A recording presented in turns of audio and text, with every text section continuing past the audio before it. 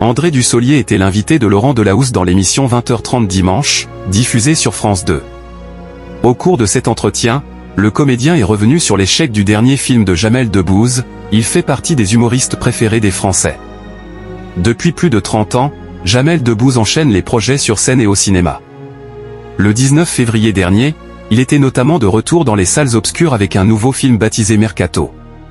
À 49 ans, l'humoriste a décidé de prendre un virage dans sa carrière en choisissant un rôle à contre-emploi. Les spectateurs le découvrent en effet dans un rôle très sombre, celui d'un agent de joueur de foot endetté et pris dans une course contre la montre. Malheureusement, le long métrage a enregistré des performances décevantes au box-office, n'attirant que 109 253 spectateurs en 5 jours, malgré une diffusion dans 403 salles, ce qui représente une moyenne de 16 spectateurs par séance.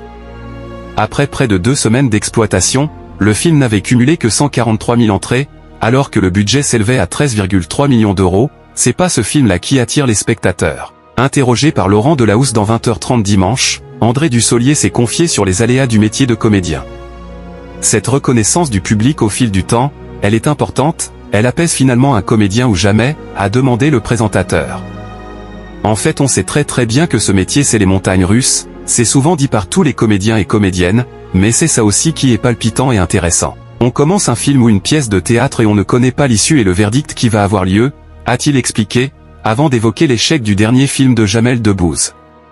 On voit des films formidables, je pourrais aujourd'hui citer Mercato avec Jamel Debbouze, que je trouve un très bon film, a confié le comédien de 49 ans. Et pourtant c'est pas ce film qui attire tous les spectateurs. C'est très curieux, a-t-il ajouté. Voilà qui est dit, merci de nous avoir suivis. Si vous n'êtes pas encore abonné, veuillez vous abonner et surtout activer la cloche des notifications pour ne rien rater.